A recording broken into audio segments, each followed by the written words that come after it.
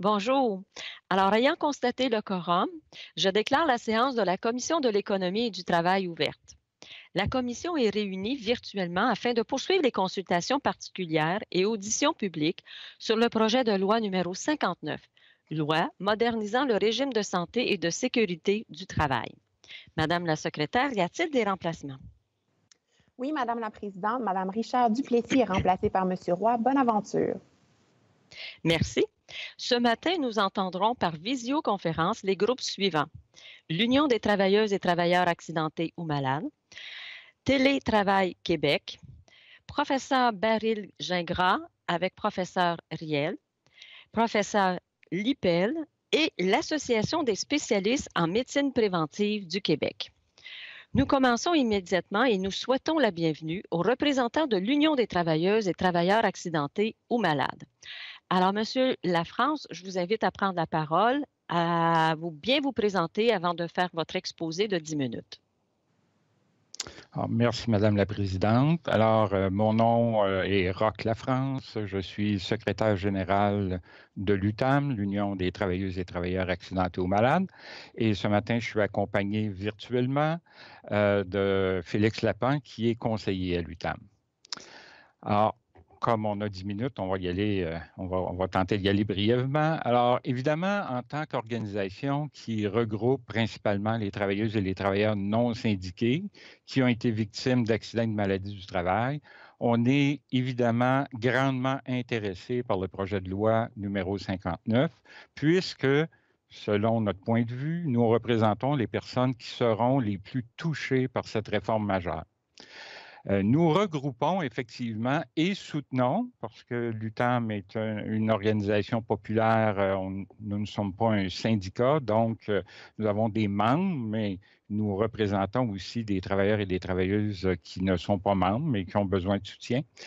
Donc, nous soutenons des travailleuses et des travailleurs qu'on pourrait qualifier des travailleurs de l'ombre, qu'on a découverts soudainement pendant la crise sanitaire.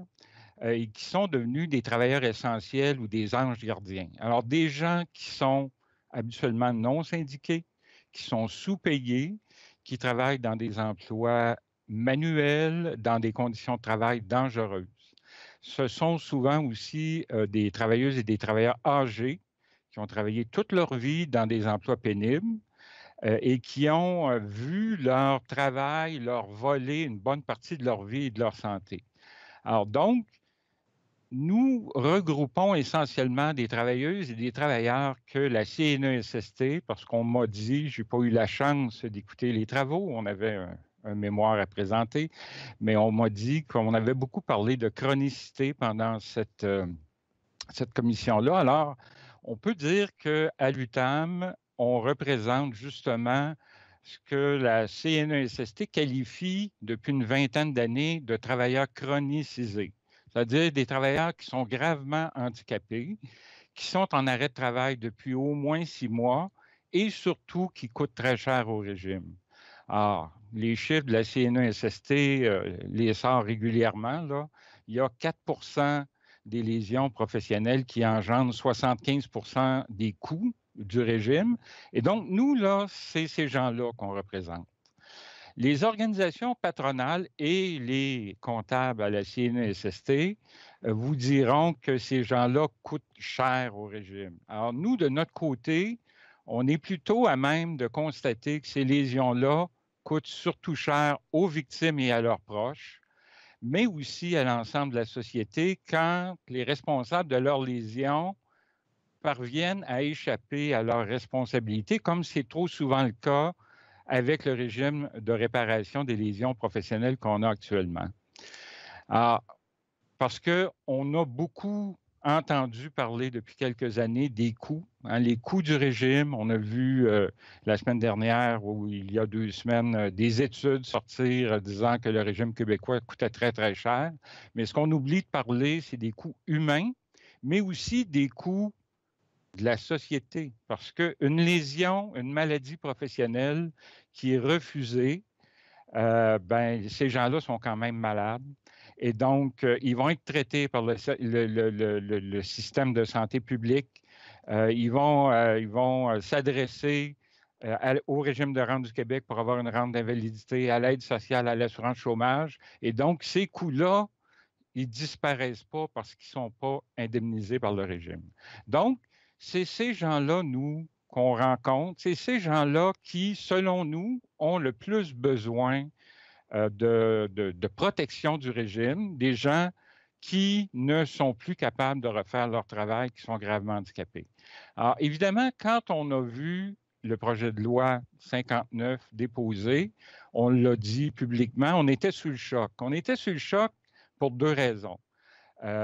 On savait que le projet de loi qui s'en venait ne serait pas un cadeau pour les travailleuses et les travailleurs. On avait quand même suivi les travaux depuis une dizaine d'années là-dessus, mais on était loin de se douter que le régime s'attaquerait, c'est-à-dire qu'on s'attaquerait au régime de cette façon-là, et particulièrement aux gens qui ont le plus besoin de protection. Je reviendrai brièvement tout à l'heure. Mais on était aussi choqués parce qu'on nous présente cette réforme-là comme une modernisation, alors que c'est un grand retour en arrière. Au niveau de la réparation, on retourne 35 ans en arrière. Au niveau de la prévention, 40 ans en arrière. Mais nous, on va vous parler surtout de réparation. Ce qu'on constate dans ce projet de loi-là, c'est qu'on est en train de défaire ce qui a été fait en 1985 et ça avait été fait pour des bonnes raisons, c'est-à-dire de limiter les pouvoirs de la CNESST, qui s'appelait la CSST à l'époque, parce qu'elle avait tendance à abuser de ces pouvoirs-là pour protéger les fonds du régime sans regarder les impacts que ça avait sur les travailleuses et les travailleurs. Donc, à cette époque-là, on a réduit ses pouvoirs réglementaires. On a réduit son contrôle en matière médicale. Et ce qu'on voit dans le projet de loi, c'est un retour vers cette époque où on accorde de plus en plus de pouvoirs discrétionnaires à la CNESST, où on accorde de plus en plus de pouvoirs réglementaires à la CNESST pour limiter aussi le contrôle des tribunaux, parce que si la CNESST interdit quelque chose dans un de ses règlements, les tribunaux ne pourront rien faire. Et donc, on était choqués sur ces deux questions-là. J'y vais brièvement parce que le temps passe. Alors, qu'est-ce qui nous dérange particulièrement dans ce projet de loi-là? Alors, évidemment, toute la question des maladies professionnelles, on en a entendu beaucoup parler. Le ministre du Travail, depuis 2 ans, nous dit qu'il faut moderniser la liste.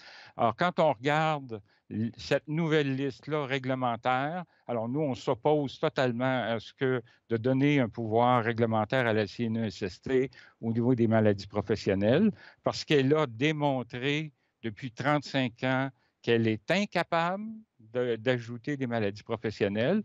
Mais quand on voit aussi ce qui accompagne le règlement, c'est essentiellement d'ajouter de nombreuses conditions pour faire en sorte que les gens qui sont malades n'entreront pas dans le régime. Alors ça, c'est notre grande inquiétude, l'adoption de dans cette loi-là, d'un règlement qui va accorder de tels pouvoirs à la CNESST.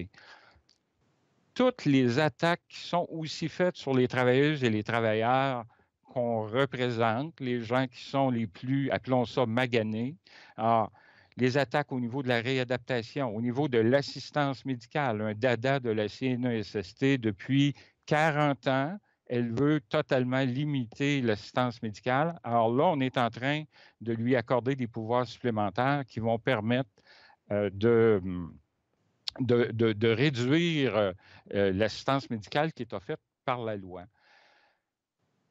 J'emploie un gros terme, là, mais on trouve que c'est un projet de loi de sans cœur. On s'attaque aux travailleurs âgés dans ce projet de loi-là, des gens qui ont des limitations fonctionnelles, qui ont travaillé toute leur vie, qui ne sont plus capables d'occuper leur emploi, puis on leur dit non, vous allez être obligé d'aller vous chercher des emplois, puis si vous ne faites pas 3, 5, 10 recherches d'emploi par jour, on va vous couper. Alors, c'est des mesures qui restreignent les droits des travailleuses et des travailleurs, et avec les économies qu'on va faire, parce qu'il y a une étude d'impact qui démontre qu'il va y avoir des économies importantes au niveau de l'assistance médicale et des indemnités qui vont être versées aux travailleuses et aux travailleurs. Alors, on va ajouter quelques mesures de prévention. Alors ça, c'est assez choquant parce que les travailleurs qu'on représente, c'est des travailleurs pour qui la prévention n'a pas fonctionné. Et même si on ajoute de belles mesures de prévention, il va encore avoir des accidents et des maladies professionnelles. Et on leur dit que pour le bien de toute la société, de tous les travailleurs et les travailleuses, ils vont devoir, eux, payer pour ces mesures de prévention-là. Alors, je vois que le temps passe, il me reste environ 30 secondes, donc je vais conclure là-dessus, on aura des échanges. Alors, évidemment, vous comprendrez que on ne demande absolument pas l'adoption de ce projet de loi-là. Ce qu'on veut, c'est un véritable débat et on ne voit pas actuellement qu'il y a un véritable débat. 3 jours et demi de commission parlementaire pour des modifications aussi importantes des deux lois. Alors, on est insatisfait du projet de loi, on veut qu'il soit retiré, soit amendé fortement. Et on invite les parlementaires à poser des bonnes questions et je sais que mon 10 minutes est terminé. Merci, M. Lafrance, pour votre exposé. Alors, nous allons commencer immédiatement la période de questions avec M. le ministre. Vous disposez de 16 minutes, 30 secondes. Oui, bonjour, M. Lafrance. Bonjour, M. Lapin. Merci de votre présence et surtout merci de votre engagement pour les travailleurs victimes de lésions professionnelles qui sont souvent laissés pour compte par un système. Vous le mentionnez dans votre rapport. Bon, votre rapport est quand même assez substantiel. Il y a 150 pages que nous avons reçues ce matin. J'ai essayé de le lire très, très rapidement. Évidemment, il n'y a pas personne de sans cœur dans mon équipe, puis il n'y a pas personne de pas préoccupé par la prévention puis par l'indemnisation. Puis quand vous référez, il y a des éléments centraux dans ce que vous mentionnez, c'est la chronicisation.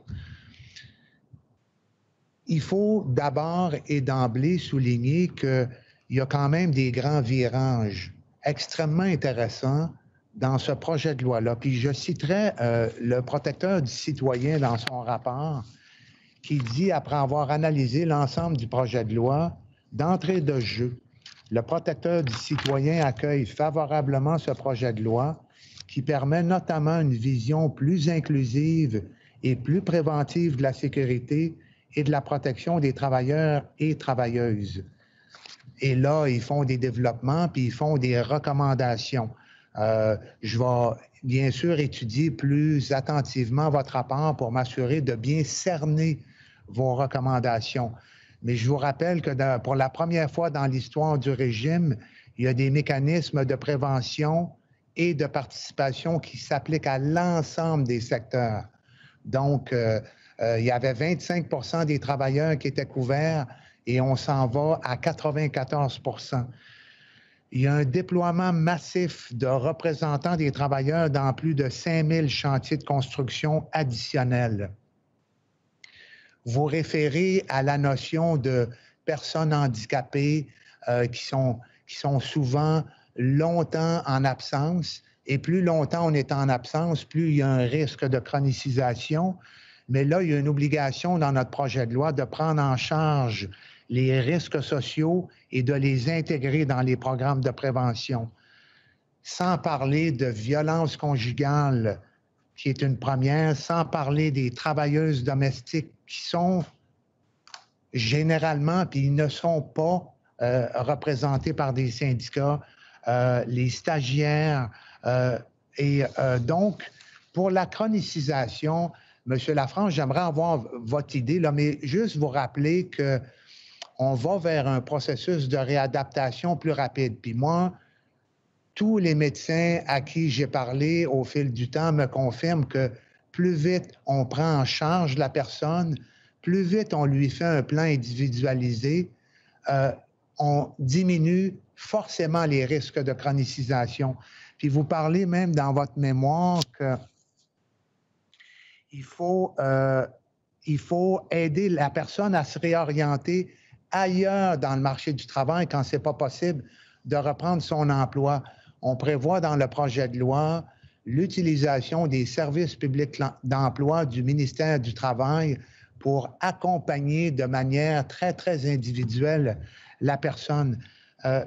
Est-ce que vous pouvez, juste très, très sommairement, là, parce que j'ai quand même un certain nombre d'éléments à soulever avec vous, que vous vous exprimiez sur l'impact de l'absence de longue durée sur le risque de chronicisation des travailleurs avec lesquels vous avez travaillé? Je vais commencer, puis peut-être que M. Lapin pourra compléter. Écoutez, ce qu'on voit dans le projet de loi, là, il n'y a rien de nouveau là-dedans. Là. La seule nouveauté, c'est que on enlève des droits de contestation aux travailleuses puis aux travailleurs, puis on accorde beaucoup plus de pouvoir discrétionnaire à la CNESST. La lutte contre la chronicité, c'est quelque chose qui existe depuis le début des années 2000 à la CNESST.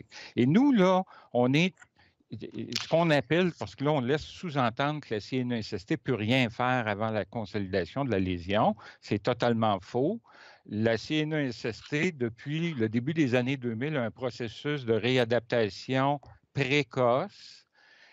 La grande différence avec le projet de loi, c'est que la CNESST ne peut pas imposer ces mesures-là si le médecin traitant n'est pas d'accord. Alors là, on vient par les nouveaux pouvoirs tasser totalement l'opinion du médecin traitant et on va obliger des gens à participer à des mesures alors qu'ils ne sont pas capables, ils ne sont pas dans l'état de le faire, ils ont besoin de traitement. Alors, nous, on est favorable à ça, qu'il y ait une prise en charge au niveau de la réadaptation rapide. Aucun problème avec ça. Ce qu'on veut éviter, c'est que les travailleurs n'aient pas leur mot à dire, que leur médecin n'ait pas leur mot à dire. Alors, ça, là, c'est la base. Et je veux quand même juste vous souligner que c'est vrai. Puis nous, là, on a fait une étude, on a parmi des centaines de dossiers qu'on a publiés il y a 4 ans, et on remarque qu'effectivement, le retour au travail chez l'employeur, c'est un gage de succès quand l'employeur veut le travailleur. Un employeur qui ne veut pas le travailleur, il va retourner au travail, mais il va être sur l'aide sociale 3 mois après ou 6 mois après, il va être congédié. Alors, et ça génère 5 ans ou 10 ans ou 15 ans. Et les grandes belles études qui sont faites actuellement, là, ils ne regardent pas ça. L'impact de ces décisions-là à long terme, nous, on l'a fait et ce qu'on se rend compte, c'est que les travailleurs réadaptés par la CNESST, qui ont eu droit à la réadaptation, se retrouvent appauvris 5 ou 10 ans plus tard de façon incroyable. Ils ont vécu de l'instabilité au travail parce qu'ils n'ont pas eu le droit à une vraie réadaptation. Et donc, puis je termine là-dessus, je veux juste vous dire que dans le projet de loi, on ne voit absolument rien et c'est une de nos recommandations. La base, là, la base au Québec, partout, on entend ça à l'aide sociale, là, la base, c'est l'éducation, c'est la formation. Alors, le seul organisme au Québec qui vient dire que la formation, ce n'est pas important, c'est la CNESST. C'est extrêmement difficile d'avoir de la formation et de la formation dans le réseau public encore moins. Et donc, ce qu'on constate, c'est que les gens qui bénéficient d'un programme de réadaptation précoce, qui peuvent retourner à l'école dans le réseau public, dans une vraie formation, pas une formation bidon de 3 semaines, là, c'est ces gens-là qui s'en sortent le mieux. Monsieur Lafrance, je suis totalement d'accord. Il faut s'assurer de permettre à la personne de réintégrer un environnement de travail le plus rapidement possible. C'est un bénéfice pour la société, pour la santé de la personne concernée et de sa famille. Cependant, moi, ma compréhension de la loi du régime actuel, et on ne les met pas en application avant la date de consolidation avec une atteinte permanente. On ne met pas en marche le processus de réadaptation. C'est pour ça qu'on veut écrire clairement que la réadaptation sera accessible avant. Évidemment, ça prendra un engagement de l'employeur, Mais tu sais, les employeurs, il va falloir qu'ils se responsabilisent parce que le retour en emploi, ça ne se fait pas en criant ciseaux.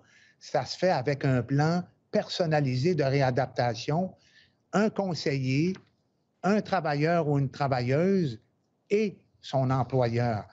Et quand vous dites quand ça ne marche pas ou quand il s'en va en réadaptation, puis il n'y a pas possibilité de reprendre son emploi, puis qu'on essaie de trouver un emploi convenable par ailleurs, c'est là qu'il peut être laissé à lui-même pendant des années. Puis je suis convaincu qu'il y a des cas. Il y a des cas où les travailleurs reviennent rapidement dans le marché du travail, dans un emploi convenable, qui respectent leur capacité résiduelle de travail, alors que d'autres, ça prend des années. Il ne faut surtout pas les oublier. C'est la raison pour laquelle on dit il n'y aura pas que la CNESST, mais il y a aussi les services publics d'Emploi Québec, où on fait beaucoup d'accompagnement personnalisé, particulièrement, vous le savez, après la pandémie, pour aider les personnes à développer les qualifications pour répondre aux besoins du marché du travail. Et je vous assure, M. Lafrance, ces dispositions-là, elles seront appliquées, elles sont écrites, selon moi, de façon très limpide, et il va falloir que tout le monde se responsabilise parce que le principe auquel vous adhérez de la prise en charge par le milieu, il ne faut pas que ça soit purement artificiel.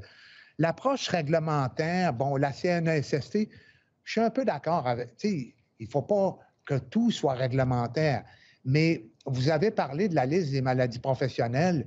Juste se rappeler que 67 % des réclamations où il y a une connotation psychologique découlent d'un trouble de stress post-traumatique et c'est reconnu. Bon, on a actualisé la liste et on va permettre à un comité scientifique de nous guider pour enrichir la liste en s'appuyant sur les connaissances scientifiques et médicales. Et on a confirmé hier que ce comité-là aurait rapidement un mandat pour étudier l'impact de la pandémie, notamment sur les emplois à prépondérance féminine et sur la santé mentale aussi des travailleurs. Mais je rappelle que le protecteur du citoyen mentionne que l'approche réglementaire permettrait au régime de s'ajuster plus promptement à toute nouvelle donnée du monde médical pour assurer une réponse plus juste aux réclamations admissibles. Monsieur Lafrance, j'aimerais aussi vous entendre, hein, parce que je réalise tellement que la santé et sécurité, c'est un secteur qui polarise. Là, il y a du pour, il y a du contre. Et on a consulté, ça fait des années que mes prédécesseurs, d'ailleurs, ont fait du travail de consultation, puis que nous avons poursuivi. Je sais qu'il y a le conseil, puis vous le savez, un conseil consultatif du travail et de la main-d'œuvre, où il y a des représentants du marché du travail. Vous allez me dire, c'est le monde syndical et patronal, mais j'aimerais entendre votre opinion. Par exemple, les employeurs, puis là, j'exclus que ce soit dans un environnement syndiqué ou non. Puis ceci dit, M. Lafrance, j'ai énormément d'empathie pour les travailleurs non syndiqués qui ne sont pas dans des collectivités, qui ne se fient qu'à eux souvent. Mais les employeurs nous disent, indépendamment qu'on soit en milieu syndiqué ou non, ils remettent en question la prépondérance du médecin traitant. Quelle est, encore une fois, sommairement, parce qu'on manque de temps, on pourra sûrement se reparler, qu'est-ce que vous pensez de cette approche des employeurs de remettre en question la prépondérance du médecin traitant?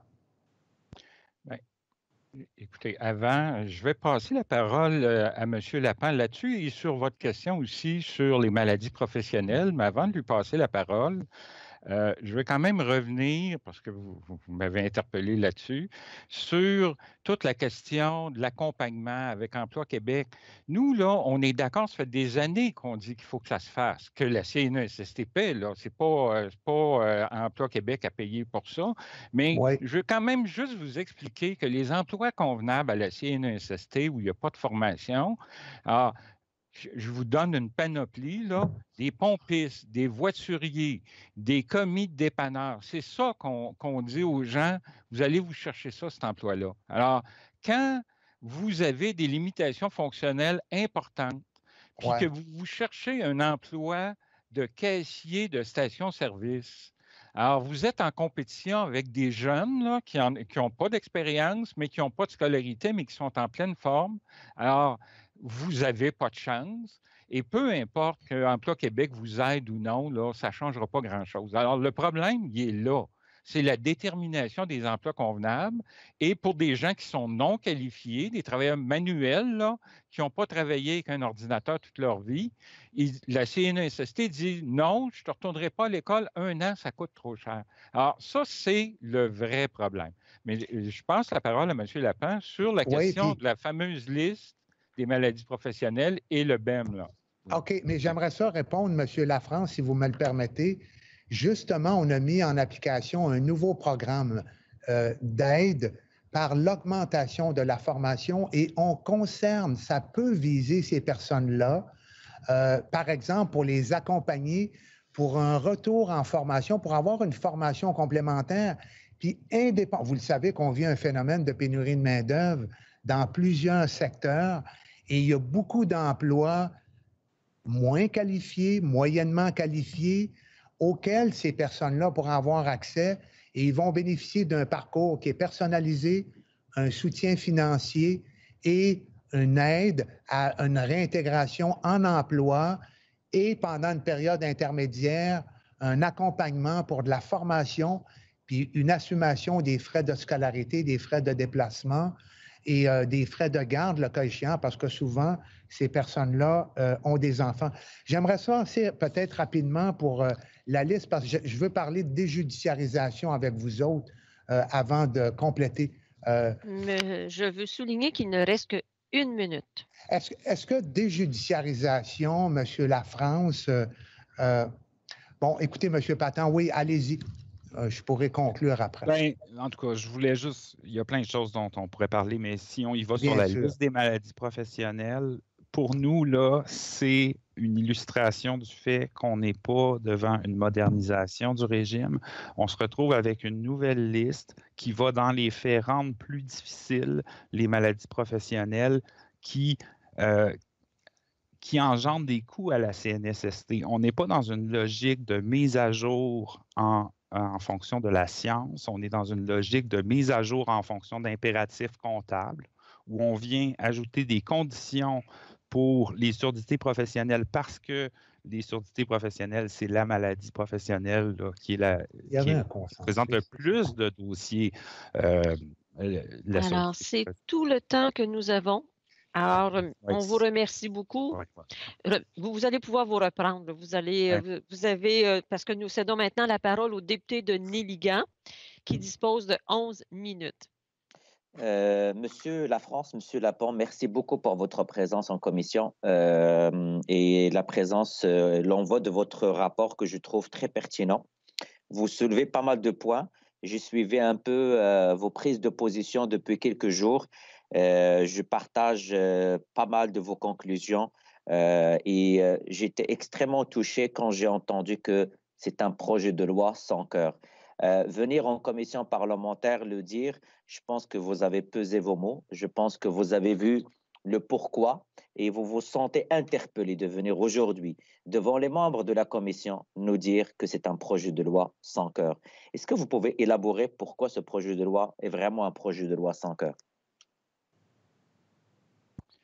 Bien, un peu comme je l'ai dit en introduction, c'est un projet de loi qui s'attaque aux gens qui ont le plus besoin de protection.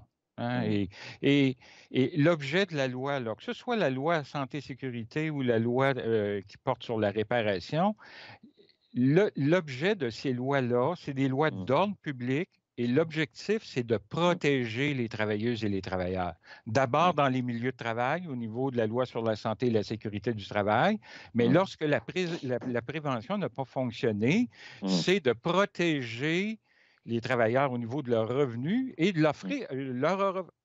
leur offrir des soins dont ils ont besoin pour qu'ils puissent retourner travailler. Alors, on s'attaque aux gens au niveau de l'indemnisation qui ont le plus besoin de protection. Alors, quand on dit que c'est un projet de loi sans cœur, et moi je le dis, là, je vise personne, puis je vise surtout pas le ministre. Je sais que le ministre, là, il y a bien d'autres dossiers, puis on sait qui écrit la loi, c'est la CNESST. Alors, c'est... Mais je pas suis rien de comme personnel. vous. Oh, oui, je suis comme vous. Moi, je ne prends jamais les choses personnelles, mais c'est pour nous éclairer en tant que membre de commission. Et on est amené, au nom de cette commission, d'étudier le projet de loi. Et je ne veux surtout pas, en tant que membre de cette commission, que mon analyse ne prend pas en considération le point de vue des groupes. Surtout que les travailleurs non syndiqués représentent 66%, 66,3% de nos travailleurs. Et vous représentez un point qui est extrêmement important. Et c'est de là ma deuxième question. Est-ce qu'on vous a consulté en amont de la rédaction de ce projet de loi? Écoutez, la démarche là, sur la modernisation a commencé en 2009. C'est le ministre Wissel qui était ministre du Travail qui a lancé, et là, ça s'est élaboré sur maintenant 11 ans. Et évidemment, ça s'est fait devant des portes closes, dans des forums qui existent, qui sont totalement légitimes, là, mais qui regroupent des grandes associations patronales et des associations syndicales. Et nous, on n'a pas de problème là, à ne pas être assis là. Ce qu'on reproche à toute cette démarche-là, c'est le secret. Ça s'est fait devant des portes closes. Les représentants qui négociaient là étaient obligés de garder le secret. Et les organisations syndicales n'avaient même pas le droit d'aller dire on est en train de négocier ça. Et ce qui se passe actuellement, parce qu'on vous lisez les journaux comme moi, la réaction syndicale actuellement, elle est très négative parce que ou bien le projet de loi représente ce qui a été négocié, mais il n'y avait pas le droit d'en parler, donc leur base, hein, comme dans n'importe quelle négociation, quand on négocie une convention collective, on va présenter ça aux membres, puis les membres disent ça ne fait pas notre affaire. Donc, ou bien ça ne représente pas les consensus, ou bien ça les représente, mais la consultation était biaisée à l'avance, puisqu'il n'y avait pas le droit de consulter leurs membres. Oui, M. Lafrance, je vous invite juste à être bref dans la réponse parce que je n'ai pas beaucoup de temps et j'ai tellement de questions parce que j'ai aimé votre présentation. Revenons au fait que vous soulevez dans le projet de loi. Vous dites qu'aucune modernisation, une lecture comptable versus la science. On donne plus de pouvoir à la CNSST. On s'attaque aux personnes âgées. La liste des maladies professionnelles, vous voyez que juste un pouvoir réglementaire à la CNSST. Vous critiquez le processus de réadaptation de l'assistance médicale que la CNSST vous offre. Est-ce que vous êtes en train de nous dire aujourd'hui que le projet de loi a été très mal rédigé et qu'on doit revenir à la table de dessin pour écrire un vrai projet de loi moderne? Oui, tout à fait. Et nous, ce qu'on dit d'ailleurs, là, c'est que ça n'a pas de bon sens que cette réforme-là de 120 pages, hein, bien tassée, porte sur les deux régimes. C'est deux choses totalement différentes, là. La prévention des lésions professionnelles dans les milieux de travail puis la réparation, c'est deux choses différentes. Et nous, là, on souhaite effectivement qu'on scinde le projet de loi puis qu'on fasse des débats d'un côté puis de l'autre et qu'on retourne à la table de dessin, là. Merci de soulever ce point parce que vous n'êtes pas le seul. Nous sommes rendus à vendredi. Il y a beaucoup de groupes qui ont soulevé beaucoup de drapeaux. Une autre question par rapport au risque, à la notion du risque. Et j'imagine que vous avez des membres femmes au sein de votre organisation et beaucoup d'organisations représentant des femmes. J'ai entendu que c'est un projet de loi sexiste.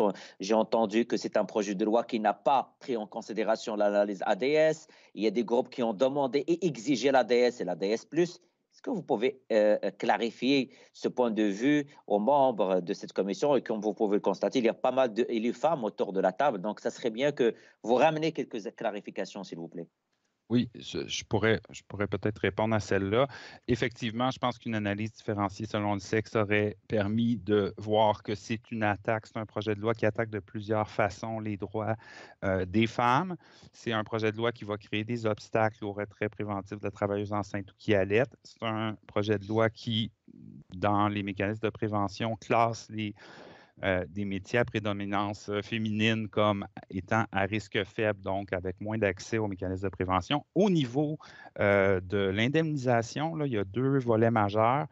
Sur la question des travailleuses domestiques, on maintient la discrimination. Vous irez lire qu'est-ce qu'on explique dans notre mémoire là-dessus, mais on maintient les mesures de discrimination envers les travailleuses domestiques et on rend plus difficile l'accès à la présomption pour les troubles musculo-squelettiques qui sont comme par hasard une maladie dont 2/3 des victimes, selon l'Institut national de la santé publique du Québec, affectent les femmes. Donc, on s'en va attaquer directement. Donc, Monsieur Lapon, concrètement, vos membres exigent ou demandent l'ADS ou l'ADS+ avant l'étude article par article. Est-ce que vous croyez que nous sommes habilités à commencer l'étude article par article avant l'étude ADS et l'ADS+? Ouais, ça, vous le déciderez. Là. On n'a pas de revendication. Je demande votre point de vue. Vous êtes en train de nous dire que ce projet de loi, certains articles s'attaquent aux femmes. Il y a des groupes qui ont vu ça, que c'est sexiste. Il y a même des regroupements de femmes qui constatent que c'est un recul, or que le projet de loi parle d'une modernisation. Ma question est très simple. Est-ce qu'on peut commencer l'étude article par article sans avoir l'ADS ou l'ADS+, sachant que le secrétariat à la condition féminine, par rapport au volet des lésions professionnelles exigées depuis 2007, qu'on ne peut pas aller plus loin si on n'a pas l'ADS dans l'étude de nos projets de loi? Ben, moi, je pense que ce serait très, très, très intéressant d'avoir une analyse différenciée selon le sexe. C'est évident. Puis Merci beaucoup. Combien de minutes me reste, Madame la Présidente? 2 minutes, excellent. Je vais passer à la judiciarisation. Vous soulevez dès le début que la judiciarisation est un réel problème et que les mutuelles de prévention placent les travailleurs dans des situations de David contre Goliath. Vous nous avez rapporté que cette commission, la même commission de l'économie et du travail, avait étudié l'émergence d'une culture de contestation à la suite de la création du BEM, donc le Bureau d'études médicales, et que la même commission recommandait la création d'un soutien spécifique pour les travailleurs. Ma question est très simple. Pensez-vous sincèrement que l'abolition de ce bureau entraînerait une amélioration? Je peux répondre là-dessus aussi, c'est évident. Là. Il faut que le médecin traitant reste au centre du processus médical. C'est le médecin traitant qui est le mieux placé pour savoir quel est l'état d'une victime de lésion professionnelle, de quoi elle a besoin, comment elle évolue. Le système de contestation médicale à la CNESST là, fait en sorte que les gens se ramassent dans des expertises, contre-expertises, sont obligés, les gens qu'on défend, là, ils n'ont pas de syndicat qui va payer leur expertise, sont obligés de s'endetter auprès de leurs proches, sont obligés d'hypothéquer leur maison, de vendre leur voiture pour payer une expertise dans l'espoir de se défendre face aux médecins experts de l'employeur. Et ce qu'on propose dans le projet de loi, il faut le regarder de près. Mais ce qu'on propose notamment, c'est de faire payer aux victimes les retards du système, hein, parce qu'il y a, à partir du moment où le BEM, le Bureau d'évaluation médicale, ne serait pas capable de procéder et de produire un rapport dans les 120 jours, c'est 90 jours pour assigner le dossier, 120 jours pour produire le rapport, eh bien, par défaut, dans ces cas-là, c'est la CNESST, le médecin de la CNESST on écarte l'avis du médecin traitant, puis le ministre, cette semaine, a dit plutôt, au BEM, c'est des arbitres médicaux, on les appelait des arbitres médicaux autrefois. Là, on nous propose dans ce projet de loi-là un système où, si l'arbitre est en retard pour arbitrer le match, par défaut, la CNESST gagne. Ça en conclusion, il ne reste que 20 secondes. Quelle est la conclusion? Monsieur Lafrance, Monsieur Lapon, je vous laisse le mot de la fin, si vous voulez. Moi, j'ai vraiment aimé votre intervention. Avez-vous quelque chose à... Il n'en reste plus. Il reste 2 secondes. Alors, je vous remercie. Vous allez pouvoir vous reprendre. Nous poursuivons avec le député d'Hochelaga Maisonneuve qui dispose de 2 minutes 45 secondes. Monsieur Lapin, Monsieur Lafrance, très heureux de vous voir en commission parlementaire. Ce n'était pas acquis qu'on allait pouvoir vous entendre. Vous êtes là, je suis content. Votre mémoire est impressionnant, 150 quelques pages, je ne me trompe pas, une soixantaine de recommandations. Vous nous proposez, dans le fond, une autre réforme de la loi. Hein. Il y a celle du ministre, mais avec toutes vos propositions, on pourrait quasiment réécrire un nouveau projet de loi qui serait substantiellement différent. Puis je veux m'attarder sur quelques-unes. Le mot « aboli » revient souvent dans vos recommandations. 1 et 2, notamment, droit de contestation de l'employeur sur toutes les décisions rendues en matière de réparation soient abolies, sauf pour celles portant sur le financement. Recommandation 2, que les mutuelles de prévention soient abolies. Un peu plus loin, on abolit aussi le BEM, on en a déjà parlé. On abolit la direction de révision administrative pour la remplacer par quelque chose. Il y a quelque chose qu'on dirait qu'on oublie dans cette discussion-là, qui est le rapport de force entre l'employeur et le salarié, soit non syndiqué ou soit syndiqué. Vous représentez des non-syndiqués. On imagine que le rapport de force est encore plus difficile pour un non-syndiqué. Est-ce que c'est un peu dans cette optique-là que vous voulez abolir le droit de contestation de l'employeur, les mutuelles de prévention, pour essayer de rééquilibrer un rapport de force qui est visiblement inégal en ce moment? Bien, c'est une partie de la réponse. Évidemment, le rapport de force est totalement disproportionné quand vous travaillez, vous êtes non syndiqué puis vous travaillez pour McDonald's, par exemple, là, ou Walmart, là, ben, le rapport de force, là, oubliez ça. Et donc, mais plus fondamentalement, hein, vous conduisez peut-être, en tout cas probablement une voiture, vous avez un permis de conduire, et moi aussi d'ailleurs. Et donc, si vous avez un accident, hein, puis la SAC vous indemnise, est-ce que moi, en tant que payeur au régime, hein, parce que c'est un régime d'indemnisation, est-ce que j'ai le droit d'aller me mêler de vos traitements? Est-ce que j'ai le droit de contester des décisions? Alors, nous, là, c'est ça qu'on remet en cause. L'employeur, là, il est assuré avec la CNESST. Alors, la CNESST gère le régime, puis on peut être d'accord ou pas avec comment il le gère, mais on ne voit pas pourquoi les employeurs s'arrogent ce droit de contrôler la vie des travailleuses et des travailleurs. Hein? Et donc, chaque prescription de pilule, chaque ticket d'autobus que la CNESST va payer, l'employeur a le droit de contester. Alors, évidemment, un système comme ça, là, ça fait en sorte que ça judiciarise, les employeurs contestent, et bien, qui paye au bout de la ligne? C'est les travailleuses et les travailleurs. Et je sais que le temps file. Et le temps, effectivement, est déjà Merci écoulé. beaucoup. C'est Merci très à vous bref, 2 minutes 45. Alors, nous poursuivons maintenant avec le député de Bonaventure. Oui, merci Madame la Présidente. Bonjour messieurs. Écoutez, je partage votre lecture de ce projet de loi-là. Vous avez parlé de la CNESST comme étant un gestionnaire de fonds de pension. Quelques chiffres qu'on vient de tirer sur le site de la Caisse de dépôt. La CNESST a un actif de 18,1 milliards et une capitalisation de 124 %, ce qui fait qu'elle a un surplus de 3,6 milliards. C'est pas des peanuts. Et ça, dans un contexte où elle va avoir des pouvoirs réglementaires pour diminuer l'accessibilité à l'indemnisation. J'ai lu une étude qu'une chercheure va présenter tout à l'heure sur les sans-abri à Toronto, où on dénote qu'à peu près 57 % d'entre eux qui ont travaillé avaient subi un accident de travail. Avec les nouveaux pouvoirs de la CNESST, est-ce qu'on ne peut pas risquer de voir une augmentation des sans-abri au Québec, une pauperisation d'une partie de la population qui a subi des accidents de travail? Dans un contexte où il y a une capitalisation incroyable. Oui, mais on en parle un peu. Les drames humains, là, tu sais, oui, il y a les sans-abri, il y a aussi dans l'Ouest, hein, on parle beaucoup des régimes, la merveille des régimes en Ontario ou en Colombie-Britannique, là où est-ce qu'on a coupé plusieurs programmes, mais toute la crise des opioïdes dans l'Ouest, là, il y a des études qui démontrent qu'il y a beaucoup de travailleurs accidentés et les commissions d'accidents du travail ont contribué à ça. Et donc, de mettre du monde à la rue, hein, parce que c'est ça, là. Quand on refuse de traiter des gens, des aider à se trouver un nouvel emploi, de mettre du monde à la rue, bien, ça génère ça et ça génère des coûts aussi pour la société. Alors, c'est un déplacement de coûts du patronat vers les services publics. Les opioïdes, donc, on prescrivait aux gens, au lieu de les soigner, des antidouleurs, ce qui les a chronicisés vers une intoxication, c'est ça? Bien, écoutez, c'est parce que si vous avez mal, puis on vous retourne travailler alors que vous n'êtes pas prêt à aller travailler, puis votre médecin ne veut pas que vous alliez travailler, mais on vous coupe les vivres, qu'est-ce que vous faites? Vous vous bourrez de pilules et à un moment donné, bien, vous fonctionnez de même jusqu'à temps que ça ne fonctionne plus.